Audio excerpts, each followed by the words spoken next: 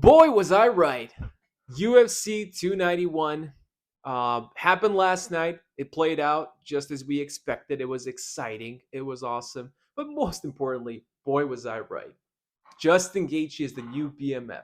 That's what I said in the last video. You don't have to believe me. Go check it out. My prediction was on point. He got better. He knocked him out. And what a knockout that was. In Salt Lake City, just like Leon Edwards knocked out Usman. It was beautiful. Beautiful. Second round knockout. Awesome. Just awesome. What else is there to talk about? I mean, it was as we expected. It started really strong. Dustin almost knocked out Gaethje. Gaethje returned fire, and yeah, it ended how it ended. The new BMF, Jorge Masvidal, didn't even put it around his waist; just put it on top of his shoulder. It is what it is. Who cares? But it was a great fight. Shorter than what we expected, definitely with that knockout.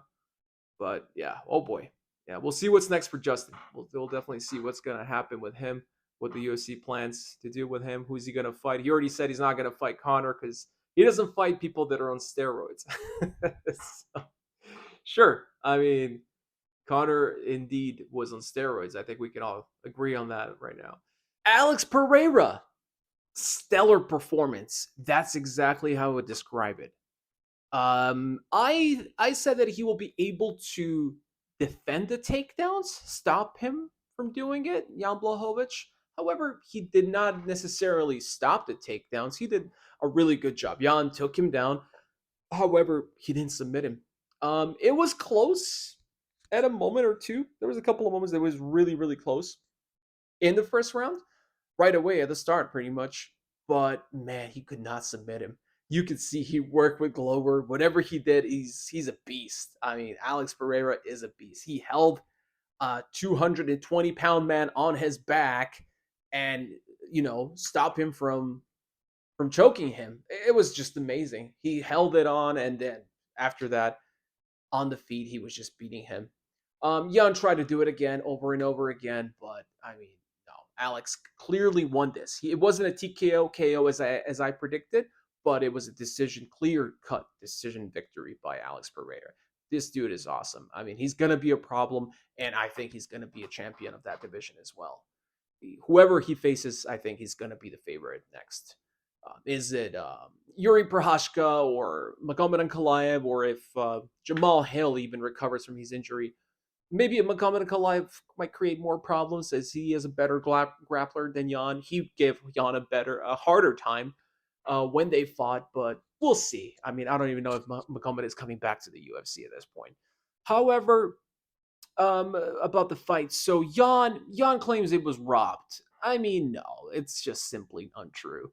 He was not robbed. He did not win. Just because you took him down, you didn't do anything. You didn't do any damage. Really, it was miniature damage to what he could have done. You did not submit him. You didn't have much control time. Maybe he did. I don't know, but he really didn't do much. I think Alex Pereira had 60 plus significant shots compared to like 30 of Jan Blachowicz. That's more than double. That's double. No, he had more than double actually. That's double, but I think he had more than double significant shots. And it was just great. Awesome defense. Really surprised me. And like I said, even as I expected it, he still surprised me even more with his game and how calm, how composed he was in those moments. The guy is just improving every fight. He showed the wrestling aspect even versus Adesanya, as I said in the previous video. But dude, this guy, I think he will definitely be the champion of the division. As for Jan, he's still good. He's still great. He's a top guy. He's holding up there. However, I don't think he's ever going to be a champ again. No, he's already 40 years old. He might fight a couple of more fights at 41, 42. You never know, right? Glover won the title at 42. But with this current competition, I don't see Jan winning again. I think if he does a rematch eventually, I think he should get a rematch with Alexander Rakic. It might go differently. I think Rakic stands a pretty good chance if he's fully recovered, if he's fully healthy. But either way, this was a great fight. Awesome co-main event. It went the distance at 15 minutes, 3 rounds. And Alex Pereira definitely won that deservingly. Was it Derrick Lewis? Derrick Lewis with the flying knee, just like Masvidal. That was ridiculous. The only difference is he didn't knock him out right away. He did have to, do the work on the ground with the ground and pound, but that was just awesome. I mean, he lost a few pounds and he's just flying through the air. Amazing performance. Really, really surprised me. I'm really happy for Derrick, and I hope he gets a really good contract. Whoever offers him the contract. Hopefully, UFC is smart enough to re-sign him. I mean, the thing is, he's not a contender. He's not the type of guy that's gonna beat. He's not gonna beat Aspinall. I don't think he can beat Sergey Pavlovich. I don't think that's possible. Spivak as well. You can't see the top five. He's not the top five guy anymore. In other words, yeah, top five, maybe the fifth, the fifth, but the top four guys in front of him, they all beat him. All right, John Jones. I'm not even gonna talk about that. That's not a matchup for him. But him as a gatekeeper, as an entertaining fighter that he is, that he can do stuff like this, and that performance taking off his pants, his balls were hot again. It's a guy that you want to sign, yeah, but we'll see if they're gonna re-sign him or not. It was great. Did I predict that one? I watched my video. I wasn't too sure. I was rooting for him. I wasn't. No, I was not expecting him to do a flying knee. Nobody expected that. All right, so whatever. All right, the fight before that. Oh no. Tony, stop. Just quit. It happened just as I predicted. Bobby's gonna take it, but what didn't happen was Tony didn't retire, and I don't really wish on anybody to retire.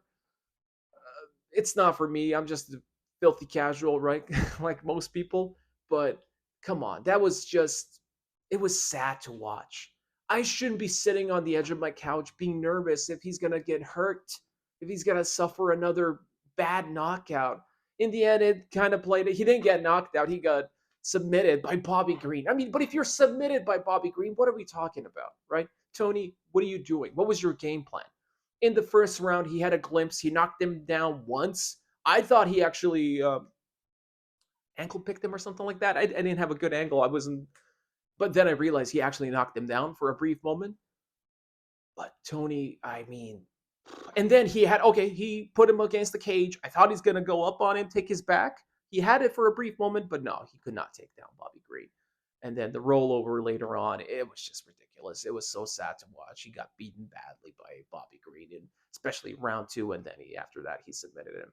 It was ridiculous. So I mean, he's still a draw. I mean, he's a popular name. He's a household name. Everybody loves Tony, right? But we don't want to watch this. We don't want to see anymore. We don't want to see a seventh fight where Tony loses again badly. Quite frankly, he looked like an amateur in some moments. He doesn't belong there. He doesn't belong there anymore. It's sad. It's just sad to see him like that. And I don't know. I just hope that at least UFC cuts him, or somebody has a talk with him. Like, just stop. Just there's no more point to it. You're not a contender anymore, right? Let's be honest. I mean, you're not a contender, and nobody wants to watch those kind of fights. If you're entertaining at some point, like Nate Diaz, he's still very entertaining. Maybe he's not a top contender, but we would still watch him. That's fine. Jorge Masvidal even could put a better fight, but it's just sad. So please, Tony, stop. Somebody has to tell him. I'm not going to be the one, but somebody has to tell him. Okay, next fight, Kevin Holland, right? It was Kevin Holland, right? Did I miss any fight? No, Kevin Holland. I predicted correctly that he's going to stop the takedowns from Michael Chiesa, but did I expect him to submit him at his own game? Choke him like that? No, absolutely not. He had a few good punches. I mean, he just dominated Chiesa, and Chiesa, I think, did he retire? I'm not sure. I didn't quite understand that part as well. What is Chiesa doing? I think he's moving forward. I don't think he's going to fight anymore. But either way, Kevin Holland, hats off. That was an amazing performance. And to beat the guy in his own game by submitting him, beautiful, beautiful choke. Yeah, not much to say there. After that, before that fight, my boy in the early prelims, the doctor, the doctor himself. Now, I was wrong. I thought this fight was, I didn't have knowledge that he moved up to the welterweight division. He's actually in the lightweight division right now. I'm sorry, I didn't know that he moved up to welterweight. I thought he was still in the lightweight division. But yes, at welterweight, he fought the semi-Jedi, Matthew Semelsberger, and he beat him In the first round, he almost got knocked out. Jesus, that semi Jedi, he hits like a semi truck. Holy moly, that was so close. He had me on the edge of the seat. And I thought that it was over at a lot of moments, right? And it looked like that. But what a comeback. I mean, round three, his cardio was amazing. His striking was great. He had a good plan. He did some body shots, and he explained that really well. He talks a lot, by the way. That guy, he's in. Even Joe Rogan had to remind him, buddy, we got 30 seconds. You know, this is early prelim. Sorry, you didn't win the title. You can't talk a couple of minutes more. Where they were trying to pull words out of the what's his name, Alex Pereira, yeah, the co-main event. Yeah, they kept asking him questions. But this guy kept going on and on. And I mean, he deserves it. That was great. I'm excited to see what he does in the welterweight division. But however, at the same time, I'm not really sure. Maybe he will be performing better. Hopefully, he stays healthy and he has more energy for these kind of fights. But I just don't see him as a top contender at the welterweight. I think it's too competitive even at this moment. But we'll see. You know, I just don't know how he was going to do against some really good grapplers in that division, like Bilal Muhammad, like Shavkat, Colby Covington, right? Leon Edwards would be a fun fight, but I think Leon is a little too big for him. But yeah, we'll see.